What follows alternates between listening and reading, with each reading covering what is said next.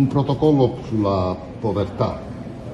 Sì, è nata perché c'era una necessità impellente, avevamo già contattato e avviato dei tavoli di confronto con le associazioni dei consumatori e con alcune realtà locali anche imprenditoriali. L'emergenza c'è e è più che mai opportuno quindi l'intervento che la Fondazione ci ha concesso attraverso la gestione di Caritas, e la cosa interessante e importantissima per noi è che questo coinvolgimento si estende a 2 province limitrofe, perché Caritas e Fondazione Pordenone hanno un legame molto forte, questo anche grazie a Intesa San Paolo che lavora comunque con la Fondazione Friuli.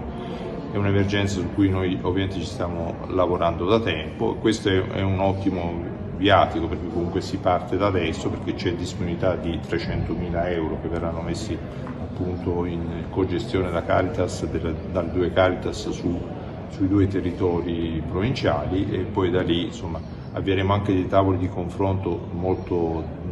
dedicati con associazioni di consumatori,